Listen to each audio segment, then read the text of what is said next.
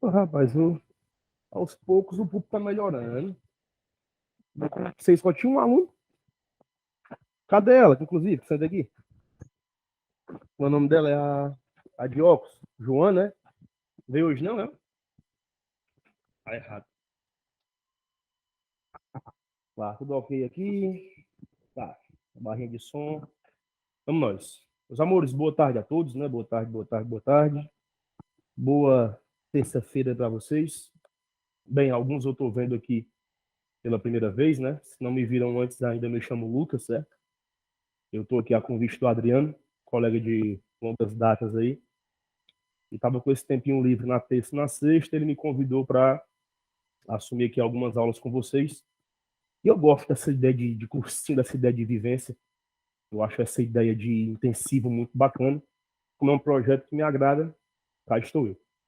Bem, eu andei me informando com ele a respeito de até onde vocês tinham ido, e ele me falou que o módulo 3 havia sido concluído.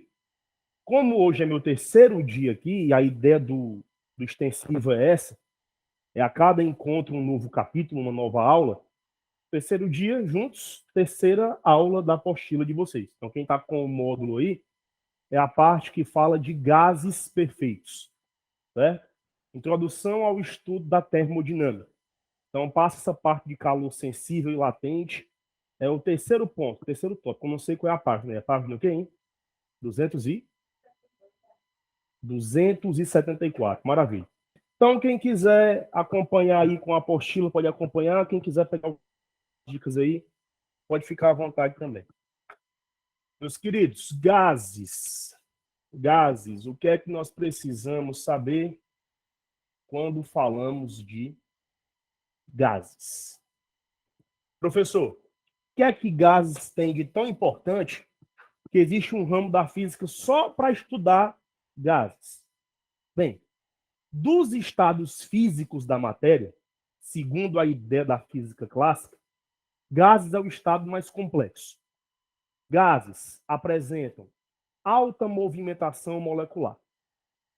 Por livre e espontânea vontade, um gás ele tem tendência natural de ocupar todo o volume disponível de um local. Então, quando você pega um gás e solta esse gás dentro de um recipiente, dentro de uma sala, dentro de qualquer local, automaticamente o gás se sente motivado a ocupar todo o volume disponível. As moléculas têm um alto poder de reação. O que é isso? Elas não estão em contato, mas vivem em constante conflito, tanto com as paredes do recipiente que as contém, como entre si. Outra coisa, esse gás, ele obedece um modelo. Existe um modelo que tenta simplificar essa ideia de gás. Por quê? Se no ensino médio a gente fosse tratar gases como eles são tratados no ensino superior, não daria certo. Envolveria uma matemática que a gente não tem. Então existe um modelo chamado de modelo macroscópico. É como se você pegasse a molécula gasosa e você aumentasse ela várias e várias vezes para ver como é que ela teria um comportamento se ela fosse um corpo massivo, obedecendo às ideias de Newton, obedecendo às leis de Newton. A esse modelo, nós damos o nome de modelo macroscópico. E vale destacar, né, a principal característica. As moléculas gasosas, elas apresentam colisões, ou seja, choques perfeitamente elásticos. Professor, dá para ligar a tecla SAP aí e traduzir? Dá.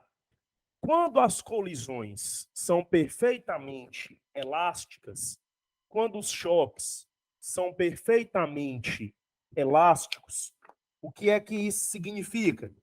Que mesmo com a colisão, não há perda de energia. Isso é muito bom. Por quê? Quando dois corpos se colidem, sempre existe um dano de natureza colateral. esse dano, em 99% dos casos, ele resulta em perda de energia. Então, por exemplo, você quer ver uma prova disso? Se você entrar num carro, Ave Maria, sem o cinto de segurança, certo? O carro indo a 120 por hora e você colidir contra um poste, você vai presenciar um momento de perda e de transformação de energia. Primeiro, estando sem o cinto de segurança, você vai experimentar o princípio da inércia de Newton. Que é isso, professor? Você já estava em movimento, correto? Estava dentro do carro. O que é que a primeira lei de Newton vai dizer para você?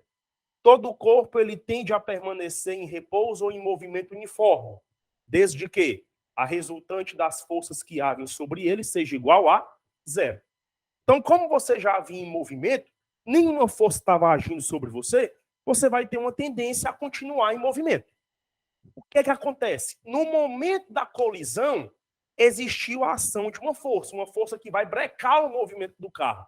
Porém, você que já estava em movimento junto com o carro, tende a continuar em movimento. Por quê? O poste ele não para você. O poste ele para o carro. Daí a importância de você ficar com o cinto de segurança. Então, se tu não tivesse com o cinto, o que é que iria acontecer? Você iria arremessado para fora do carro. E você iria perceber que o carro parou. Opa, se o carro parou, houve perda de energia? Houve. Por quê? Se o carro estava em movimento, ele tinha energia cinética, que é a energia que existe quando há velocidade. Se ele parou, não tem mais energia cinética. Portanto, houve perda de energia. O sistema ele não foi conservativo, não foi uma colisão perfeitamente elástica. Pelo contrário, foi uma colisão inelástica. Então, as colisões que existem no mundo prático, quase todas elas são colisões inelásticas. Colisões em que não há conservação de energia.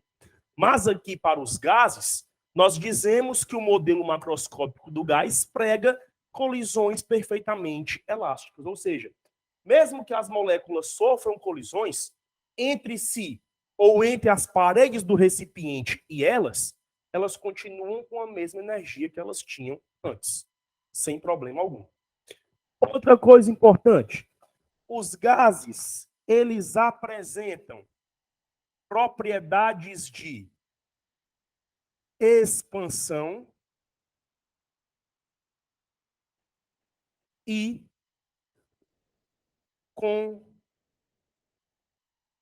compressão. Propriedades de expansibilidade e de compressibilidade. Quando eu falo de expansão, eu estou falando de aumento. E quando eu falo de compressão, estou falando de redução. Quando eu falo aumento, é aumento no volume. Então, expansão é quando eu aumento, o volume ocupado pelo gás. Quando eu falo de compressão, eu falo de uma redução no volume ocupado pelo gás. Certo? Então, gases tendem a ocupar todo o volume do recipiente, movimento desordenado, moléculas que estão em constante colisão entre si com as paredes do recipiente. Essas colisões são perfeitamente elásticas, ou seja, não há perda de energia durante as colisões. Os gases apresentam propriedades de expansão e compressão. E agora, o ponto mais importante. Para o gás ser chamado de perfeito, ele precisa estar submetido a baixas pressões,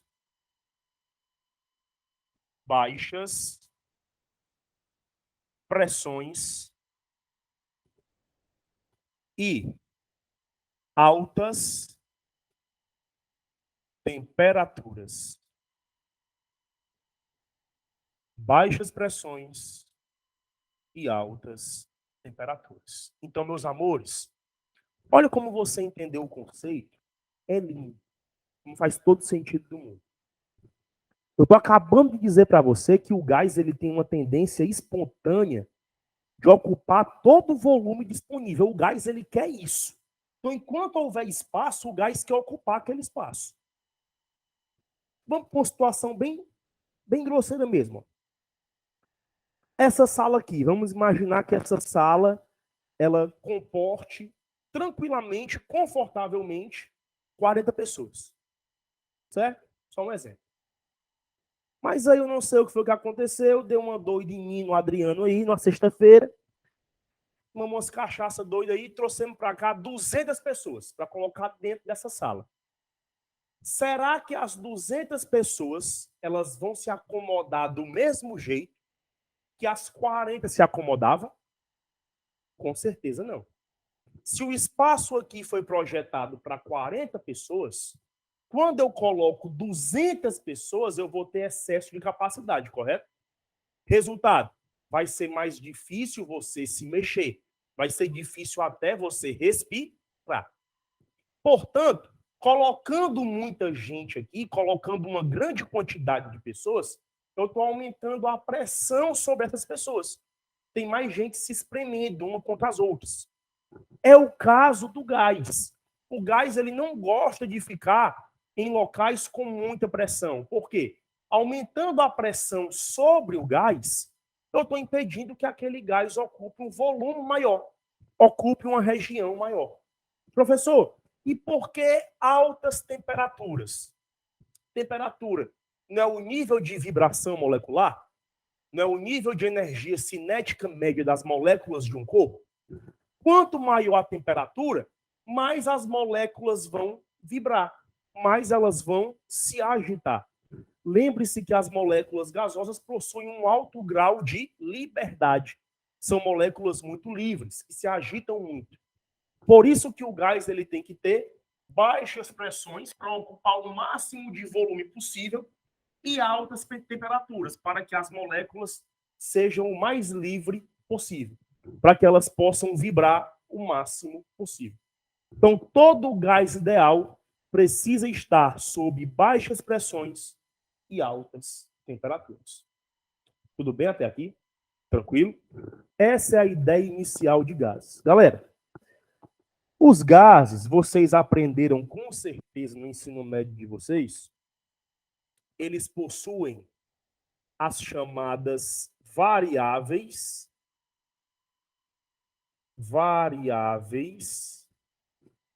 de estado. Essas variáveis de estado são as grandezas que, digamos assim, vão controlar, vão reger, vão governar o estudo dos gases. Você não consegue fazer nada sobre gases a não ser com essas três grandezas. Professor, e quais são elas?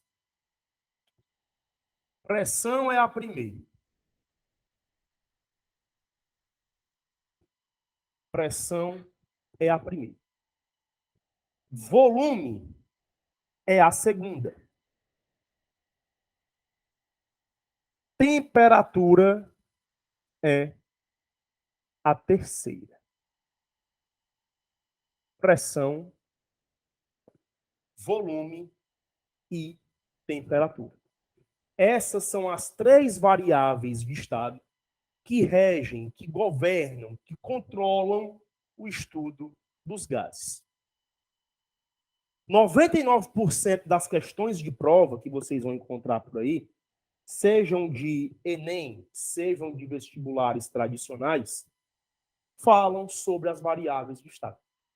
Se vocês pegarem o material de vocês agora mesmo e forem olhar as 10, 15 questões que o material traz, todas elas falam sobre variáveis de estado. Então, tudo que você vai falar de gás, coloque na sua cabeça. Envolve pressão, envolve volume, envolve temperatura. Essas variáveis de estado, para quem não está lembrado aí, ó, pressão. Pressão, você aprendeu lá no ensino médio que ela é obtida através de uma razão, ou seja, através de uma divisão entre a força exercida e a área aplicada. Então, pressão é a razão entre a força exercida numa determinada área. Você pode perceber isso na prática. Por exemplo, acredito eu que todos vocês que aqui estão, eu já estou com as minhas 4 doses tomadas. Acredito que vocês estão com as 3, correto? Ou que não está, deve estar no caminho. Quando você vai tomar a sua vacina, o profissional da saúde que vai aplicar a vacina no seu braço, o enfermeiro, o técnico de enfermagem, seja lá quem for, ele usa uma agulha, correto? Aquela agulha que ele usa, ela é fina ou ela é grossa? Fina. Ele usa uma agulha fina. Teria sentido, por exemplo, o camarada pegar uma agulha com esse diâmetro aqui e aplicar no seu braço? Óbvio que não. Por quê? Quanto maior for a área de contato, menor é a pressão. Mais difícil é para aquela agulha penetrar a sua pele. Quanto menor for a área de contato, quanto mais fina for a agulha, maior é a pressão que ela exerce. Mais fácil é para que ela penetre a sua pele. Isso explica o porquê que você consegue deitar-se sobre uma cama de pregos. Eu posso colocar 1000 pregos em cima de uma cama, você pode deitar sobre eles, nada vai te acontecer. Pode pegar um balão, bater o balão nos pregos, não acontece nada com o balão. É diferente de você se deitar sobre um único prego. Porque pressão e área são grandezas inversamente proporcionais. Quanto menor a área de contato, maior vai ser a pressão. E quanto maior a área de contato, menor vai ser a pressão. Essa pressão, no sistema internacional, ela é dada, é dada em newtons, a área do SI é dada em metros quadrados. Newtons sobre metros quadrados geram a unidade do SI para a pressão, que é chamada de Pascal. PA. Pascal. Professor, é a única que existe? Óbvio que não. Uma outra unidade muito comum que você encontra aqui é o ATM. Atmosferas. Normalmente usada quando você fala de pressão atmosférica. E também tem uma outra unidade muito comum que é chamada de milímetro de mercúrio, certo? mmHg, milímetro de mercúrio, que foi a unidade usada por Evangelista Torricelli, que foi o camarada que deu uma contribuição grande, né, principalmente para a construção dos instrumentos que fazem a verificação de pressão. Não fossem os estudos de Torricelli, ficaria muito difícil você ter, por exemplo, o aparelho que verifica a pressão arterial, que lhe mostra a pressão sistólica e a pressão diastólica. Quando você faz aquela leitura, sei lá, sua pressão deu 12/8. São 12 milímetros de mercúrio por 8 milímetros de mercúrio. É uma unidade, né, utilizada para fazer a verificação de pressão. Então, são as 3 unidades mais comuns. Professor, preciso decorar algum fator de transformação? Óbvio que não. As questões fornecem. Então, por exemplo, cai uma questão em que ele dá a pressão em Pascal, mas ele quer a resposta em ATM. Ele vai dizer, um ATM equivale a 10 a 30 Pascal. Não se preocupe, a questão vai informar o fator de conversão. Beleza? A segunda variável de estado não tem fórmula para ela, né? Segunda variável absoluta. Volume. Certo? O volume de um corpo no sistema internacional, ele é dado em metros cúbicos. Certo? Então, seja esse volume de um corpo sólido, seja ele de um corpo líquido, seja ele de gás. No SI, é dado em metros cúbicos. Porém, uma outra unidade muito comum que a gente encontra é o litro. Certo? Então, metros cúbicos e litros são as unidades mais comuns que você acha nas questões que envolvem volume de gás. E, por último, a temperatura, assunto que eu fiz questão de revisar no primeiro encontro que eu tive com vocês. Temperatura, nós temos até 3 escalas usuais, né? Celsius, Fahrenheit e Kelvin. Porém, esqueça que existe Celsius e Fahrenheit. Não se trabalha com outra escala dentro de gases que não seja a escala Kelvin. Então, galera, preste atenção, pelo amor de Deus, ó. Não se trabalha com outra escala de temperatura que não seja a escala Kelvin. Todas as questões, obrigatoriamente, elas devem ser resolvidas com a temperatura em Kelvin. Aí tu pergunta, mas professor, se ele quiser a resposta final em Celsius, não interessa. Você faz a questão toda em Kelvin, aí no final você transforma para Celsius. Nunca resolva a questão de gases com temperatura em graus Celsius. Nunca. Se você resolver, vai dar errado. E possivelmente a questão vai trazer um item com essa resposta em graus Celsius, você fazendo a questão toda por Celsius, e o item correto, que é quando você utiliza a escala Kelvin, certo? E aí só no final você vai fazer a transformação e colocar Kelvin, né, para Celsius ou para Fahrenheit, seja lá para aquilo que a questão deseja. Beleza? Tranquilo? Então, essas são as 3 variáveis de estado, aquilo que nós temos de mais importante para o estudo dos gases. Agora, entrando na parte das transformações, é quando começa a se ter cheiro de prova. É o que as provas gostam de cobrar, o início. Transformações. Transformações gasosas. Gasosas. Meus queridos, quando falamos de transformações gasosas, por enquanto vamos conhecer 3. Existe uma outra, que é a adiabática, não falo dela agora não. Quando falamos de transformações gasosas, são 3. A primeira delas é uma transformação chamada de isotérmica. Isotérmica.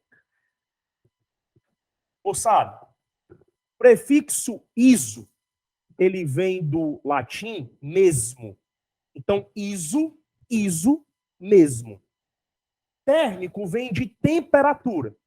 Então, uma transformação isotérmica é uma transformação que acontece com a mesma temperatura. Traduzindo, com temperatura constante. Então, a transformação isotérmica, ela ocorre com temperatura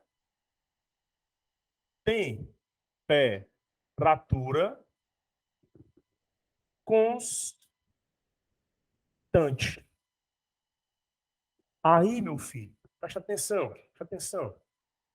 Temperatura constante, isso vai implicar em quê?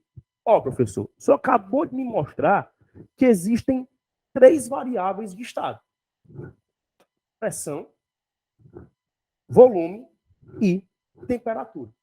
Se uma delas é constante, vai acontecer alguma coisa com as outras, não vai? Vai. Quando a temperatura é constante, um rapaz, um físico chamado Boyle, certo? Pronuncia-se Boyle, mas se escreve assim, ó. Boyle.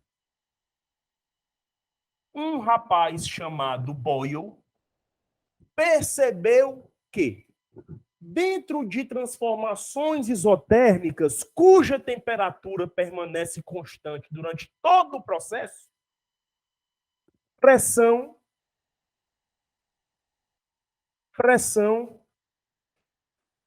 e volume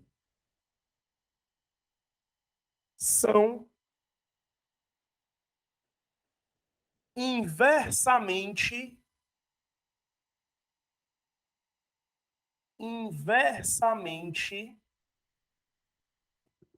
proporcionais.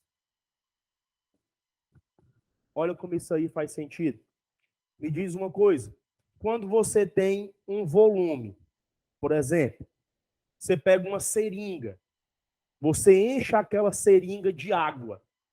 O que é que acontece com o volume de água dentro da seringa quando você aperta o êmbolo, aquela partezinha móvel da seringa? Quando você aperta o êmbolo, o volume de água vai começar a diminuir. Isso acontece quando você vai tomar uma injeção. Foi meu aluno? Foi? Foi, né? Aonde? Há quanto tempo? Era do núcleo, né? Lembrando agora. Aí a pressão aumentou aqui, o volume ele vai diminuindo, correto? Volume vai diminuindo, volume vai caindo, volume vai caindo. Ou seja, à medida em que a pressão aumenta, o volume diminui. Portanto, pressão e volume são inversamente proporcionais. Quando eu aumento um, a outra diminui. A maneira que você tem para escrever duas grandezas físicas de modo matemático sendo inversas é a seguinte, ó, produto. Então, P vezes V é uma constante. O que é que isso significa? Que esse produto é uma constante inversamente proporcional. Quando um aumenta, o outro diminui. Tudo bem? Então, a isotérmica é isso. Temperatura constante. Quando isso acontece, pressão e volume são inversamente proporcionais. A segunda transformação, ela é chamada de isobárica.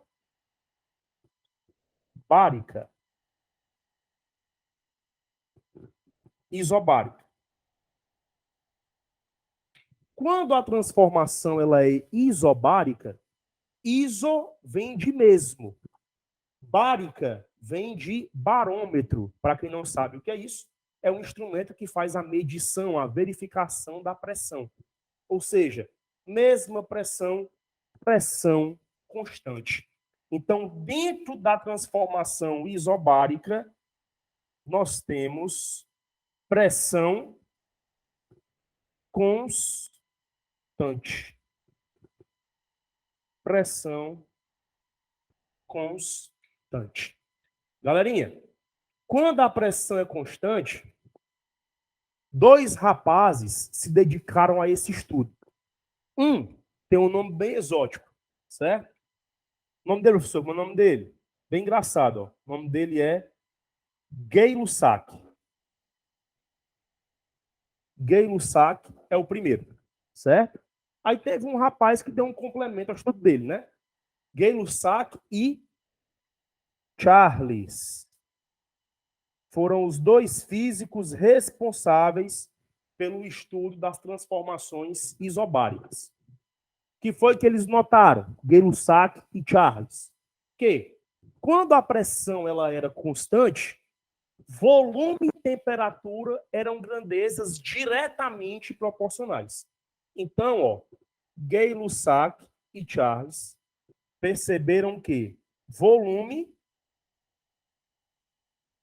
e temperatura, volume e temperatura são diretamente proporcionais.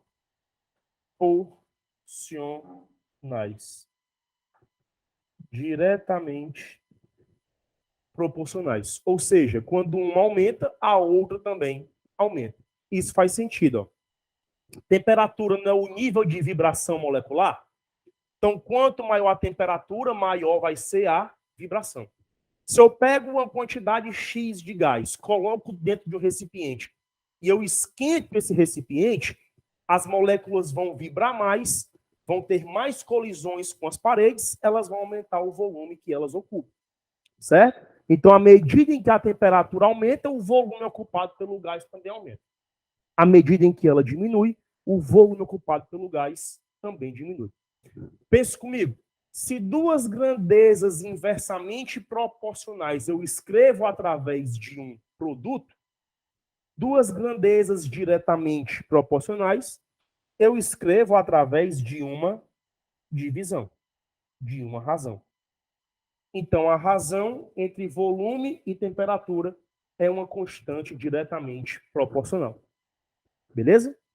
E aí, a última transformação gasosa que nós temos é chamada de transformação isocórica. Isocórica. Que também pode ser chamada de isométrica ou de isovolumétrica. Essa última quase não se usa. Então, isocórica ou isométrica são as mais comuns. Quando a transformação ela é isocórica, quando a transformação pode surgir com esse nome, ou isométrica, nós temos o volume constante. Volume constante. Então, ó, pense comigo. Se isotérmica falava de temperatura e isobárica falava de pressão, a isocórica vai falar do volume, né? Aí nessa aqui, ó, quando o volume é constante, Charles é o físico responsável pelo estudo. Charles percebeu que, dentro de transformações isocóricas, pressão e temperatura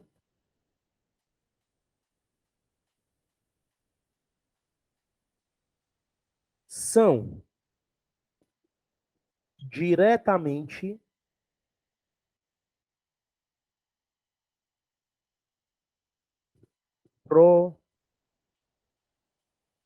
proporcionais.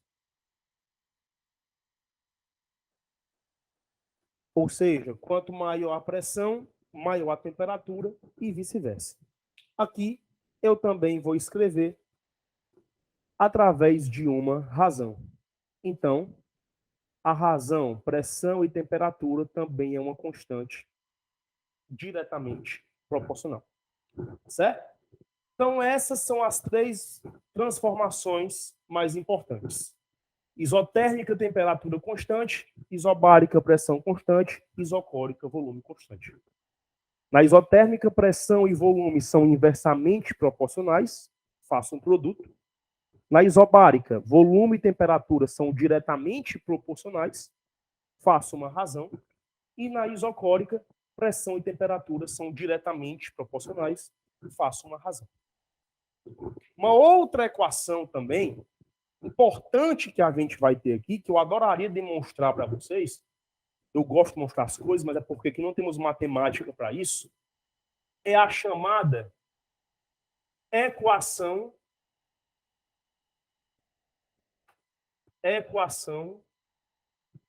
de Clapeyron. Me diz uma coisa, química com vocês aqui é o Adriano, né? Com certeza, essa parte aqui na física, na química, isso daqui é para ter bicho. Não já viram? Na química?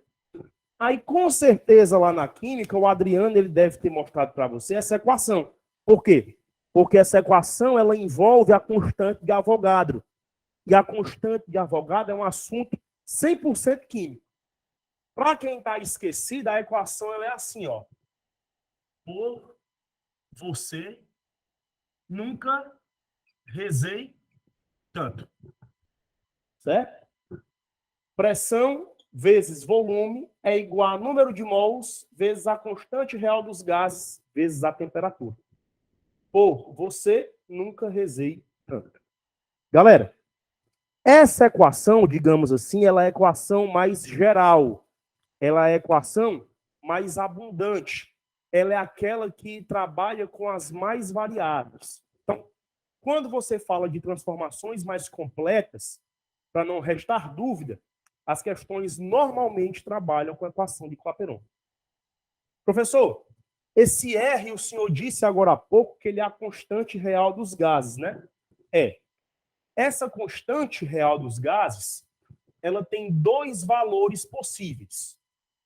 Ou ela vai ser R igual a 0,082. Quando é que ela vai ter esse valor, professor? Vai ter esse valor quando? Quando tivermos unidades ATMs vezes litros sobre mol vezes Kelvin. Então, quando a questão trouxer unidades usuais, você vai utilizar essa constante. Quando a questão trouxer as unidades do SI, aí o valor dela é esse aqui, ó. 8,31. Professor, as unidades joules por mol vezes Kelvin. Eu sempre digo para os meus alunos que não precisa se ocupar em decorar. Dentro do colégio até você pode se preocupar em decorar, porque numa prova ou outra, o camarada ele pode querer dificultar um pouquinho sua vida e não fornecer a constante. Mas nos vestibulares é muito difícil. Por exemplo, os únicos vestibulares que eu conheço que não fornecem algumas constantes, como é esse caso aqui, são ITA, IME e AFA. São os únicos 3 vestibulares que eu sei que eles não fornecem. Certo? Então, tirando esses 3 concursos que, na minha ótica, são os mais difíceis do país, né?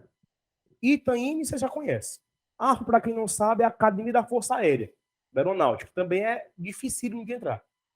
Tirando esses 3 aí, os outros fornecem de boa. Enem fornece, o S fornece e qualquer particular também fornece. Então não se ocupe em decorar. Até porque o valor de R vai depender da questão.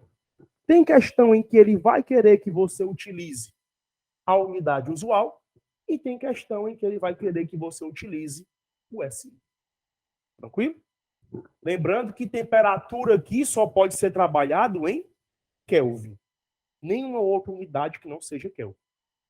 E agora, para a gente começar a fazer as questõezinhas, né? Eu acho que não estou enganado essa parte, até essa parte de gases. Se não for, a gente continua a teoria, mas acho que vai só até aqui.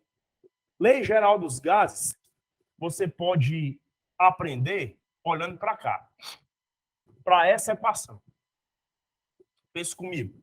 Vamos imaginar que aqui eu tenho um recipiente, certo? Aqui eu tenho um recipiente. E esse recipiente, ele vai conter 5 mols de um gás qualquer. Sei lá, 5 mols de hidrogênio, 5 mols de H2. Beleza? Aí, esses 5 mols, eles estão submetidos a uma pressão inicial, um volume inicial e uma temperatura inicial. Tudo bem? Aí eu peguei esse recipiente aí e o expus a uma fonte térmica. Aqueci o recipiente. O recipiente continua o mesmo. Só que agora ele foi aquecido. Ele sofreu uma variação de temperatura. Então, quando você for olhar para os 5 mols que estão aqui dentro, obviamente que a quantidade de mols ela vai continuar a mesma. A única forma que eu teria para mudar a quantidade de mols seria se eu conectasse aqui uma mangueira e colocasse mais gás ou tirasse gás. Não sendo isso, um aquecimento não é suficiente para poder mudar a quantidade de mols de um gás aqui dentro. Mas, embora o número de mols ele permaneça constante, eu continue tendo 5 mols de hidrogênio, pressão, volume e temperatura não serão mais as mesmas. Por quê? Quando eu vario a temperatura, eu vou variar pressão e volume do gás também. Então agora, ó, o gás ele vai passar a ter uma pressão final, um volume final e uma temperatura final. Beleza? Tranquilo? Então, ó, pressão inicial, volume inicial, temperatura inicial para esses 5 mols de hidrogênio. Recipiente sofreu aqui um aquecimento, passou a ter uma pressão final, um volume final e uma temperatura final.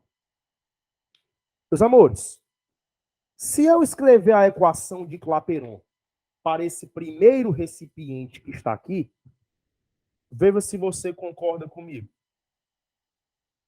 Escrevendo a equação de Clapeyron, ela ficaria assim, né?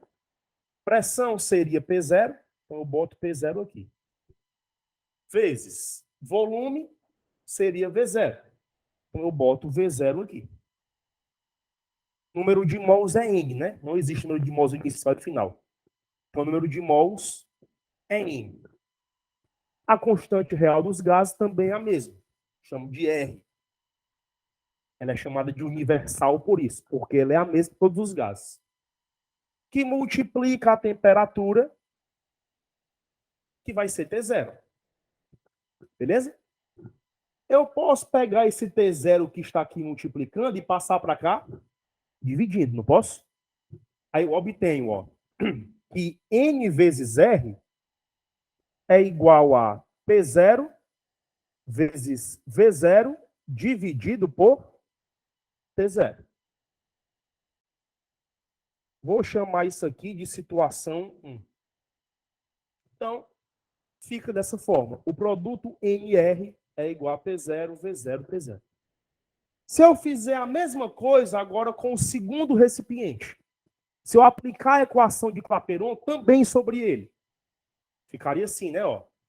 Pressão é P mesmo, volume é V mesmo, N é o mesmo, R é o mesmo, e a temperatura aqui vai ser T. O T multiplicando o NR passa para cá, dividindo. Então vai ficar N vezes R igual a P vezes V sobre T. Correto? Vou chamar essa situação aqui de situação 2. De situação 2. Eu diz uma coisa.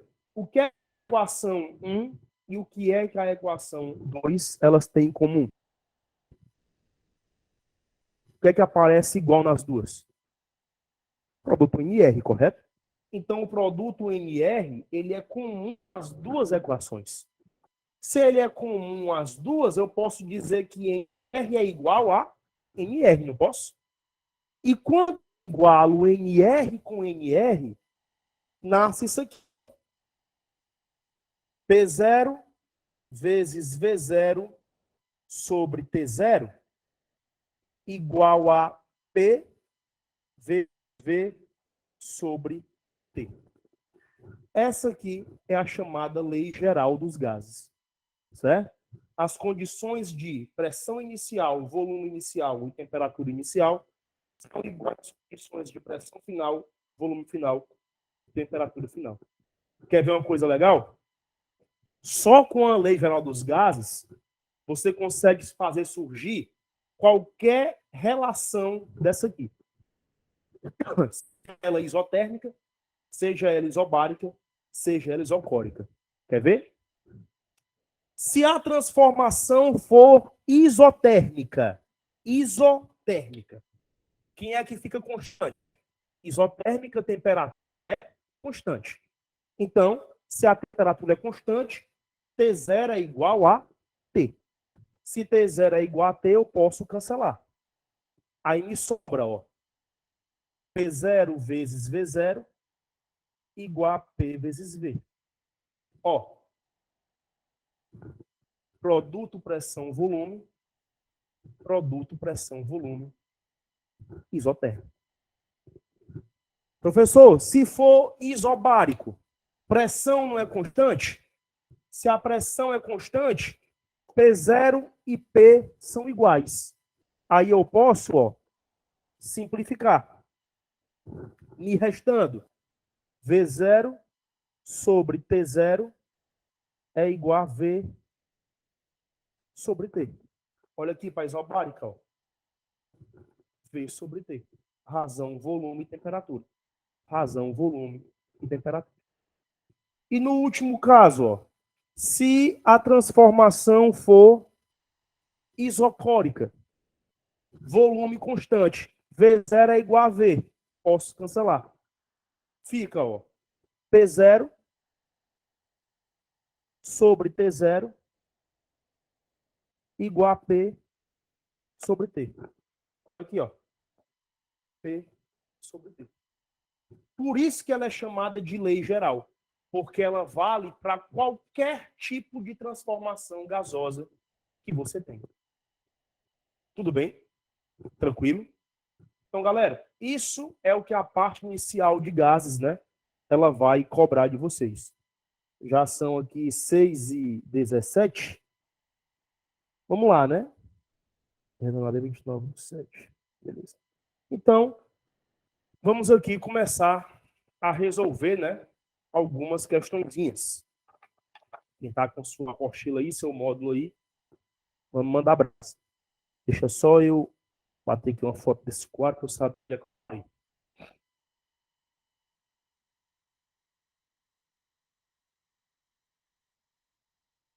Show. E vamos lá. Deixa eu apagar aqui um lado.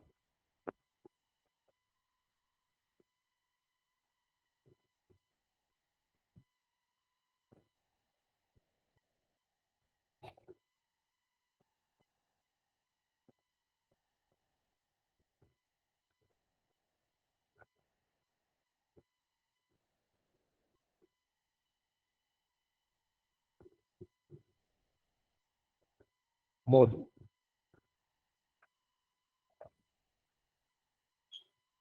Quem está com o módulo aí, é página 278. Página 278. Confere aí comigo. Ó.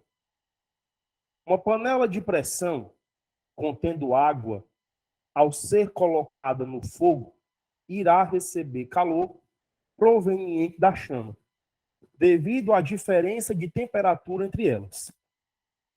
A quantidade de calor fornecida pela chama fará com que a temperatura da água aumente, até que esta, ao entrar em ebulição, comece a se transformar em vapor.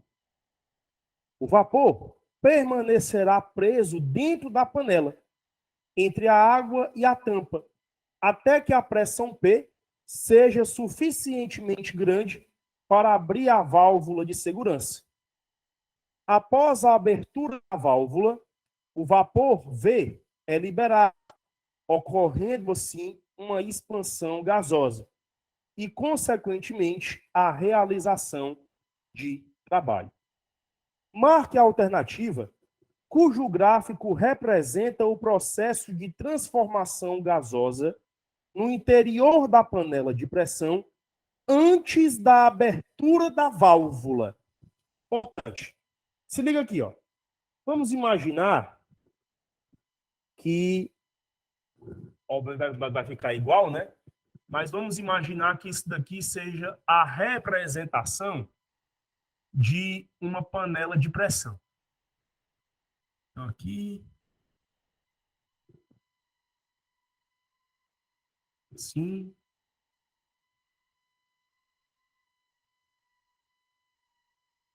Assim.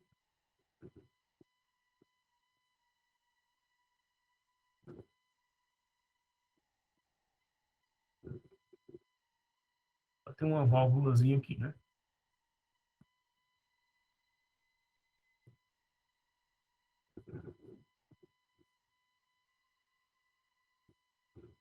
Ó, quando você pega uma panela desse tipo, o que é que acontece? Supor que aqui tem água, uma questão disso aí. Aqui tem água.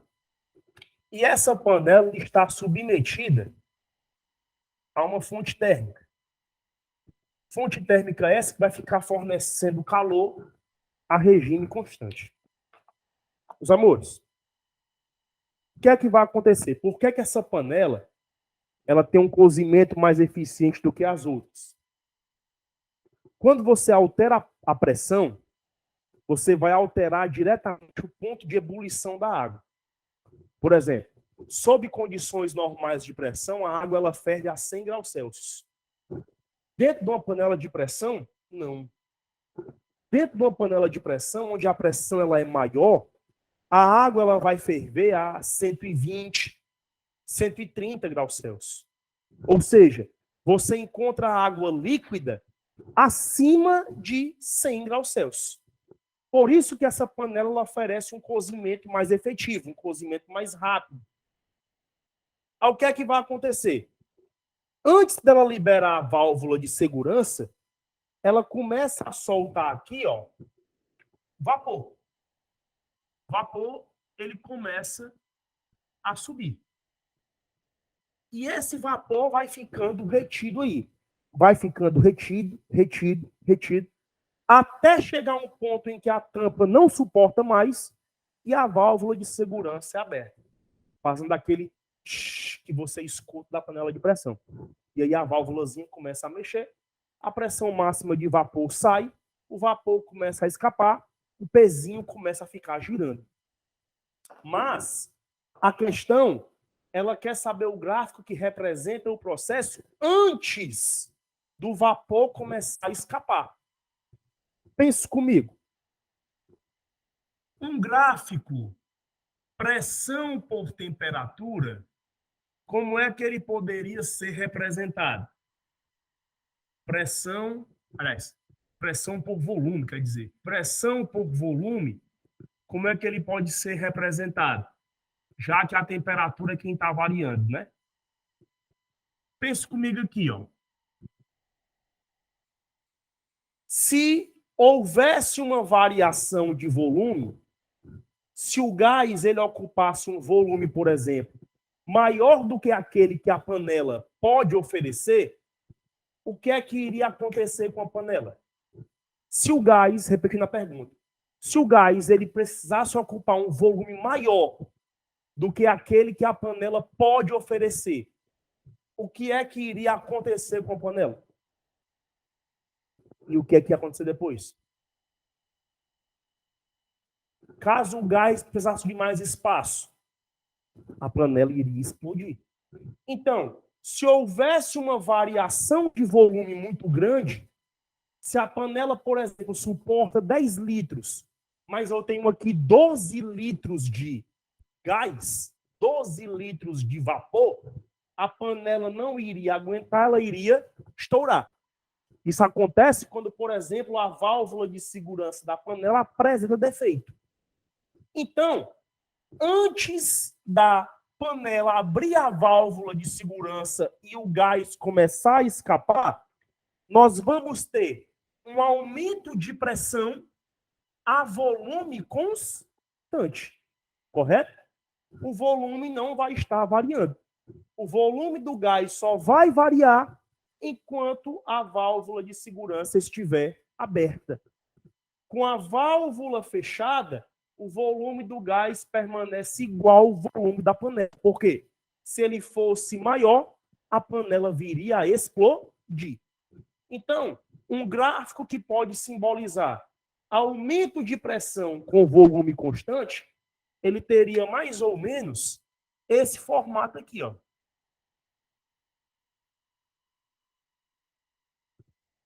Aqui, ó, eu mostro para você um aumento, mas com o valor, ó, de volume. O volume permanece constante. Só que a pressão, se liga, ó, inicialmente, a pressão tinha um valor aqui, P0, e agora, ó, ela tem um outro valor aqui, P.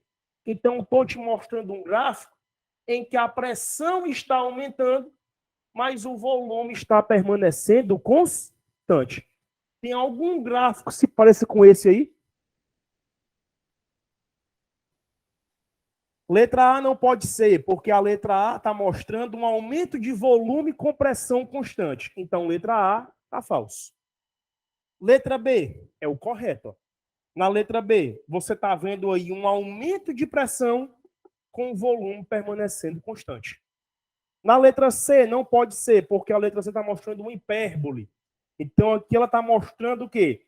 Quando a pressão diminui, o volume aumenta. Mas não é isso que acontece com a panela. Dentro da panela, a pressão aumenta, certo? E o volume de gás também aumenta devido ao aquecimento. Na letra D, também não pode, né, decrescente. E a letra E seria até o item que eu aceitaria algum de vocês ter me dado como resposta. Por quê? A letra ela podia causar confusão. Se o aluno não tivesse lido a parte antes da abertura da válvula. Se você não lesse essa parte, ou se a questão não desse essa parte, a letra E seria a correta. Por quê? A letra E está mostrando, ó, um aumento de pressão junto a um aumento de volume. E é isso que acontece aqui. Tanto se aumenta a pressão, como se aumenta o volume. Porém, o volume só vai aumentar depois que o gás começar a escapar. Antes do gás escapar, o volume não aumenta. O volume permanece constante. Então, para essa questão 1 da apostila de vocês, gabarito é letra B de bom. Tranquilo? Alguma pergunta, alguma dúvida? Que boa, né? Ótimo, ótimo, ótimo. Vamos para 2. Segunda questão. Um gás ideal é comprimido de forma adiabática. Para quem está esquecido, transformação adiabática é aquela que acontece com grande velocidade, não permitindo troca de calor entre o corpo e o meio externo. Então, se acontece uma compressão adiabática, houve, né, um aumento de pressão sobre o gás sem haver troca de calor. Se não há troca de calor, não vai haver, né, aí a variação de temperatura. Considere que U1 e T1 representam, respectivamente, a energia interna e a temperatura inicial do gás. Analogamente, o F e TF denotam os correspondentes valores finais. As variações de energia interna do gás, ΔU, e da sua temperatura, ΔT, nesse processo são, meus queridos, vamos lá. Questão 2. O gás ele sofre uma compressão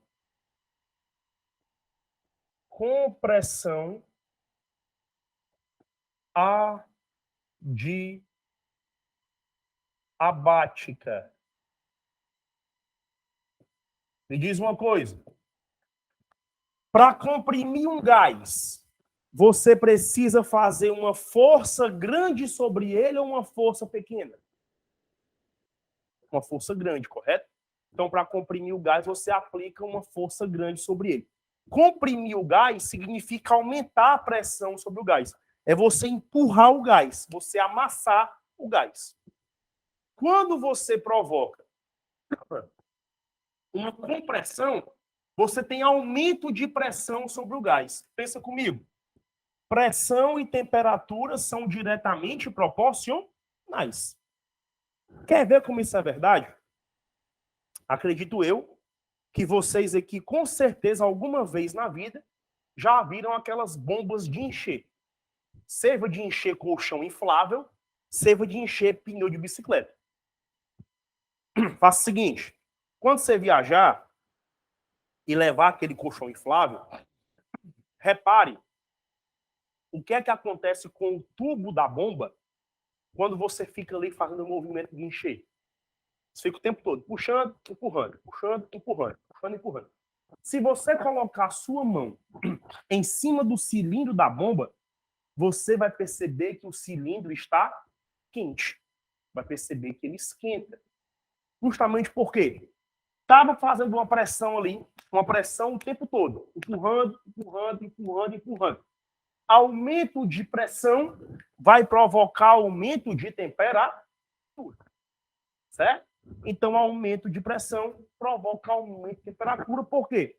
Pressão e temperatura são grandezas diretamente proporcionais. Então, sempre que o volume for constante, pressão e temperatura serão diretamente proporcionais. Como aqui acontece um aumento de pressão, ó, também acontece um aumento de temperatura. Então, a temperatura aumentou. Se a temperatura aumentou, a temperatura ela é positiva. A variação de temperatura é positiva. Não existe aumento negativo. Então, se a temperatura aumentou, a variação de temperatura é positiva. Quando é adiabático, não acontece troca de calor, não acontece transferência de energia. Se não acontece troca de calor, se não acontece transferência de energia, não ocorre perda de energia.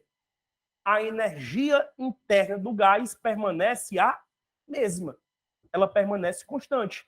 Só que, como houve um aumento de pressão, houve um aumento de temperatura. Se a temperatura aumenta, a energia interna também aumenta. Então, o gás ele não perdeu energia interna. Ele sofreu um ganho de energia interna porque ele não teve troca de calor com o meio externo. Dessa forma, tanto a temperatura aumentou, como a energia interna também aumentou.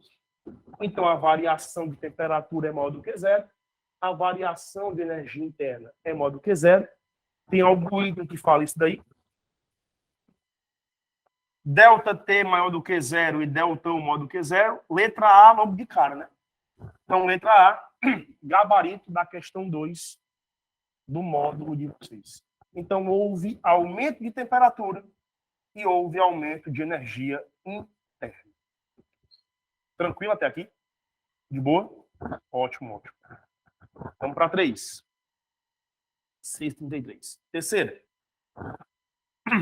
Ao ser admitido no interior da câmara de combustão do motor de uma motocicleta, o vapor de etanol chega a ocupar o volume de 120 centímetros cúbicos, sob pressão de 1 atm e temperatura de 127 graus Celsius. Após o tempo de admissão, o pistão sobe. O volume ocupado por essa mistura diminui para 20 centímetros cúbicos. E a pressão aumenta para 12 atms. Considerando a mistura um gás ideal e desprezando perdas de calor devido à rápida compressão, a temperatura do gás resultante desse processo no interior da câmara passa a ser em graus Celsius de... Vamos lá. Questão 3, ó. Comece pelos dados da questão. O que ela te diz? Que o etanol chega a ocupar um volume inicial de 120 centímetros cúbicos, certo? A pressão inicial dele é de 1 atm. E a temperatura inicial ela é 127 graus Celsius. Ei, eu falei para ti no começo da aula que é proibido trabalhar com outra escala de temperatura que não seja a escala Kelvin. Como é que eu transformo de Celsius para Kelvin? Basta somar 273, certo? Então, a temperatura de Kelvin é Celsius mais 273. Portanto, 127 mais 273 é igual a 400, correto? Então, a temperatura inicial aqui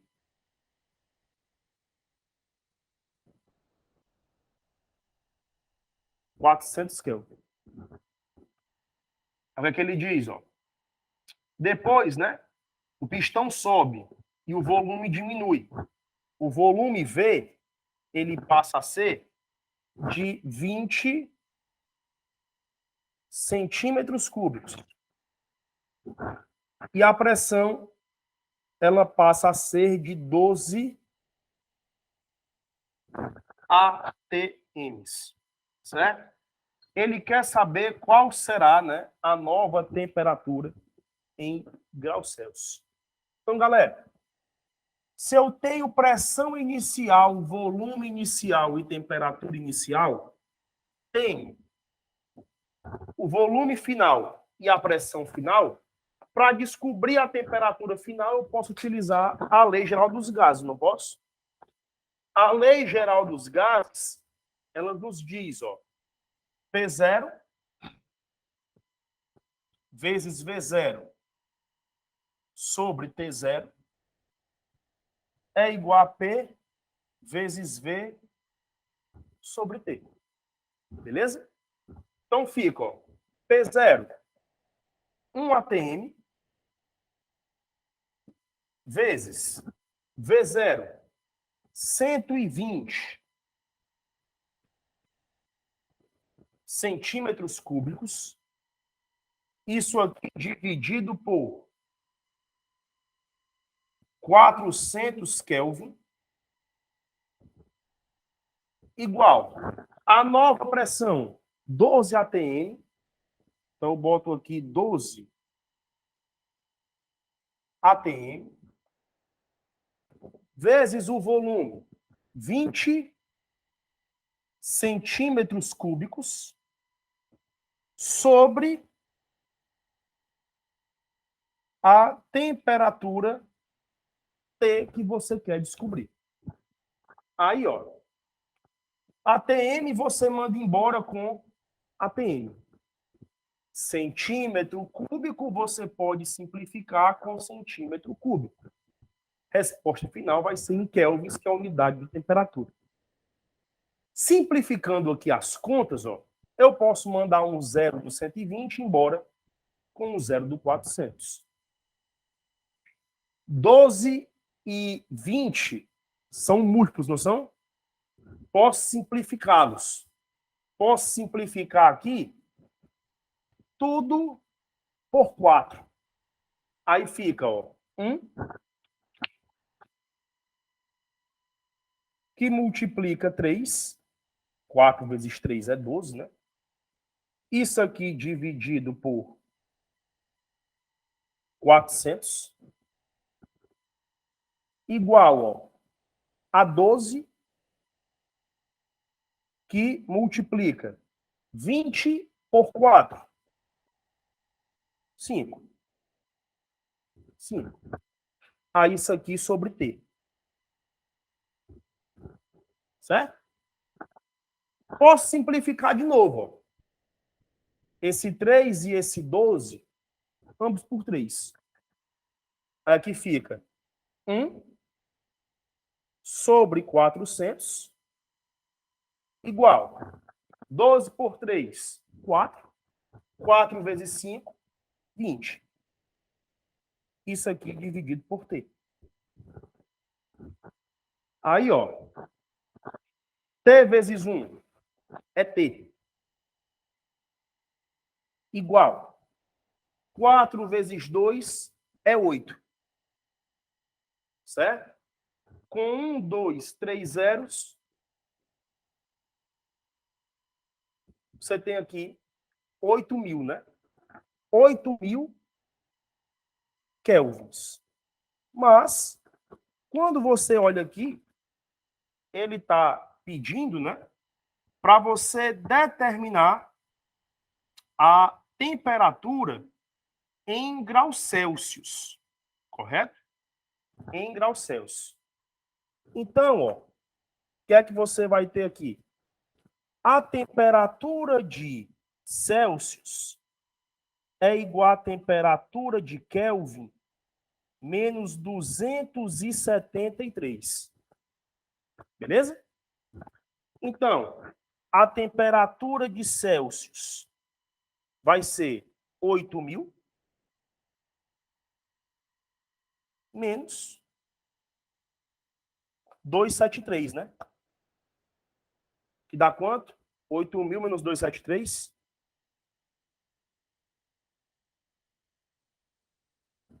TC é igual. Só que aqui só tem 400, 400. Ou faltou um zero aqui na resposta, né? Ou algum dado não bateu. 120. Tá certo. Do outro lado é 12. Ah, agora sei o que foi, ó. Eu não cancelei um zero aqui. Então aqui não é 400, aqui vai ser 40, ó. Por isso estava dando problema aqui. 40. Aí, ó, o 3 e o 12, quando a gente simplificou aqui, deu certo, né? 40 aqui, ó.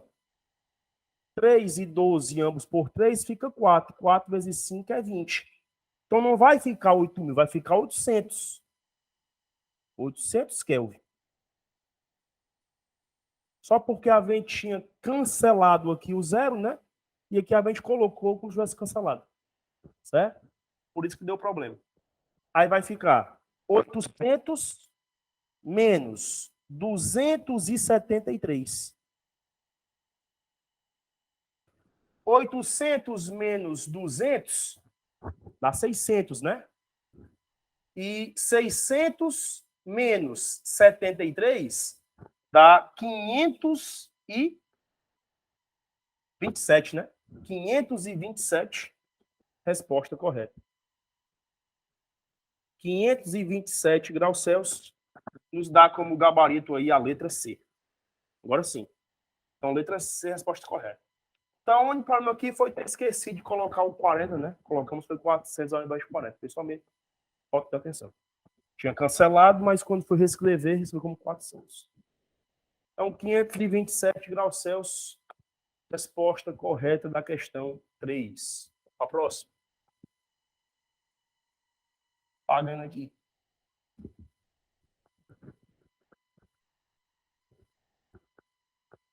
Passam para mim a 4. Qual é o gabarito da 4? 4 é parecido com o primeiro.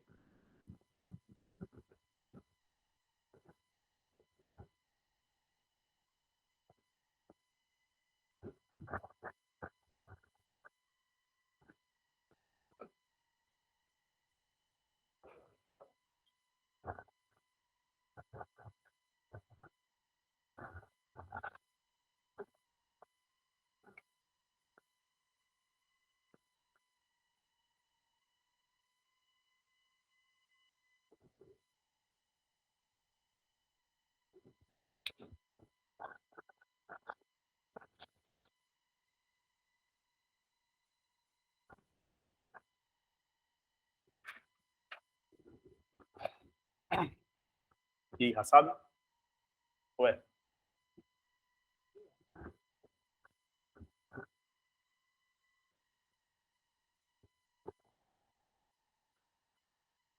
Vamos nós. Quarto.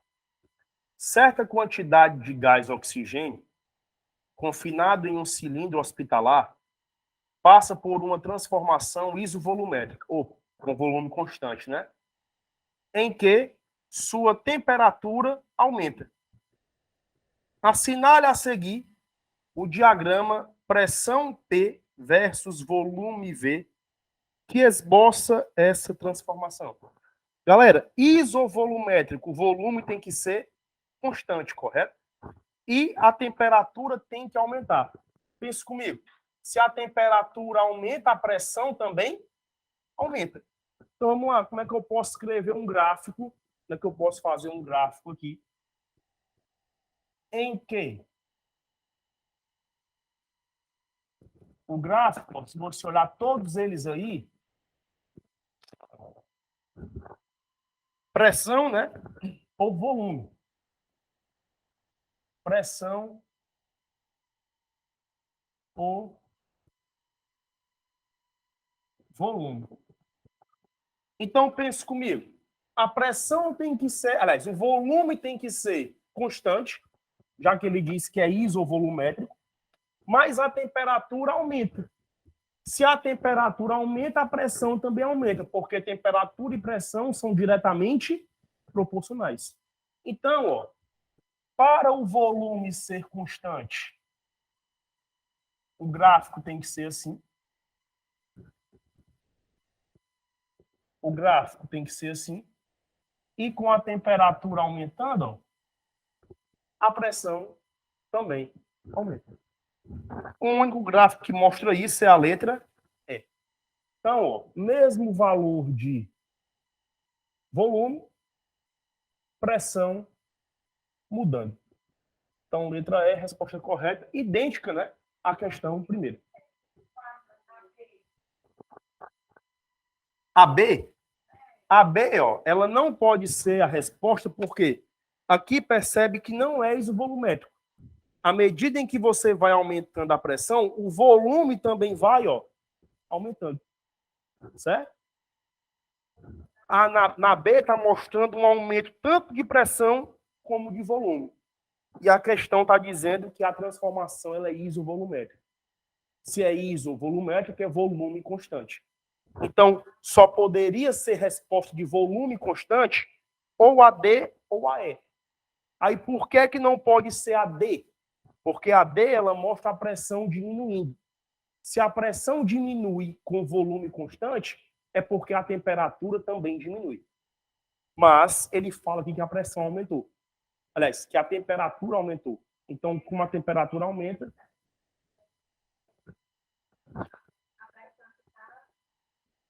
Na B é diminuindo. Não, na B está aumentando. O problema aí é que o volume também está aumentando. Não pode aumentar o volume. Certo? O problema é esse, porque é isovolumétrico, o volume é constante. Não fosse isso, poderia ser a B também. Mas como ele fala isovolumétrico, volume tem que permanecer o mesmo, permanecer constante. Tranquilo? Então, letra E, resposta correta da questão 4. Só fazer aqui logo assim, certo? A quinta. Um balão estratosférico foi preenchido parcialmente com 300 metros cúbicos de gás hélio, a 27 graus Celsius no nível do mar. Quando o balão atingiu uma determinada altura, onde a pressão é 1% da pressão no nível do mar e a temperatura é de menos 53 graus Celsius, o volume ocupado pelo gás aqui é para ser 10 a quarta, viu? Ajeitem aí. Não é 104 metros cúbicos, não. É 10 elevado a 4 metros cúbicos. Era aproximadamente igual a... Vamos lá. Não está errado aí. Não é 104 metros cúbicos, é 10 elevado a 4 metros cúbicos. Vamos nós. O que é que a questão 5 está te dizendo aí de dados? Quinta questão. Quinta questão interessante. Ó, ele foi preenchido com um volume inicial de 300 metros cúbicos.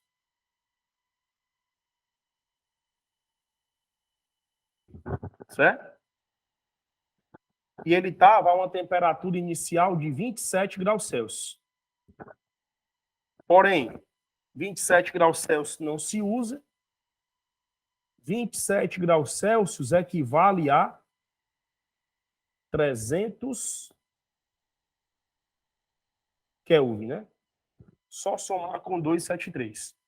E ele fala que estava a nível do mar. Bem, se está a nível do mar, a pressão é de 1 atm. 1 atm. Certo? Aí ele diz, ó, que quando o balão sobe, ele atinge uma temperatura, aliás, uma altura, perdão, onde a pressão ela é 1% da pressão do nível do mar. Certo? Então, a pressão final, ó, ela é 1% de P0. Então, pense comigo. P0 não vale 1? O que é 1%? É 1 sobre 100, correto? É 0,01. 0,01 vezes 1 é 0,01, que é a mesma coisa de 1 vezes 10 elevado a menos 2. Então, 1 vezes 10 a menos 2 atm é o valor de uma pressão. A temperatura é de menos 53 graus Celsius. Bem, eu não posso trabalhar, né, com temperatura em graus Celsius, tem que ser em Kelvin. Temperatura de Kelvin é a de Celsius mais 273. Então, menos 53 mais 273 é 220, né? Então, temos aqui uma temperatura de 220 Kelvin. Beleza? Ele quer saber qual vai ser o novo volume ocupado pelo gás. E ele quer esse volume em unidades de 10 elevado a 4 metros cúbicos. Então, qual vai ser o novo volume em unidades de 10 elevado a 4 metros cúbicos? Meus amores, então aqui, ó, volume inicial, temperatura inicial, pressão inicial. Pressão final, temperatura final, ele quer o volume final. Lei geral dos gases.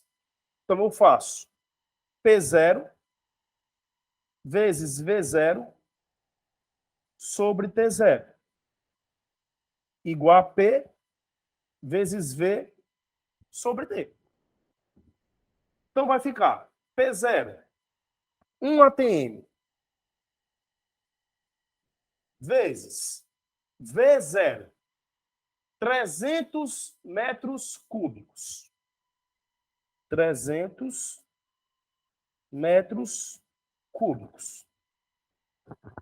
Sobre temperatura inicial, 300 Kelvin.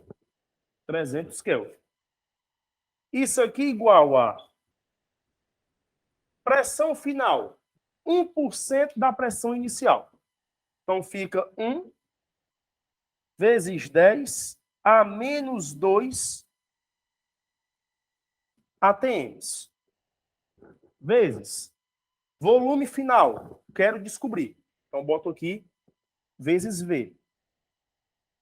Sobre a temperatura final, menos 53 graus Celsius equivale a 220 Kelvin. Certo? Aí, ó, ATM. Simplifico com ATM. Kelvin. Simplifico com Kelvin. Resposta vai ser em metros cúbicos.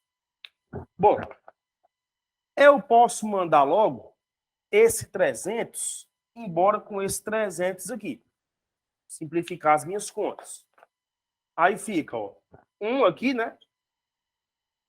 Produto dos meios igual ao produto dos extremos. Multiplica em Tom Cruise.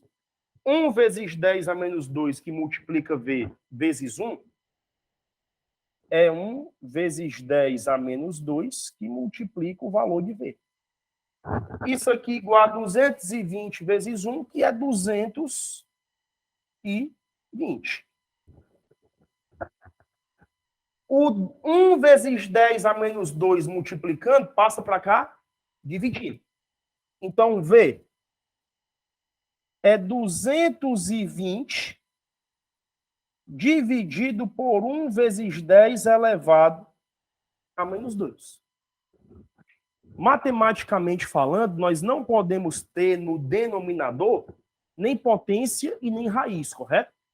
Quando você tem uma raiz, você racionaliza.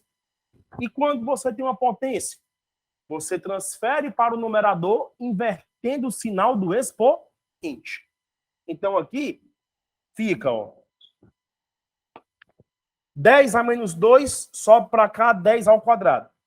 V é 220 que multiplica 10 elevado ao quadrado. Me diz uma coisa, 10 ao quadrado não é 100?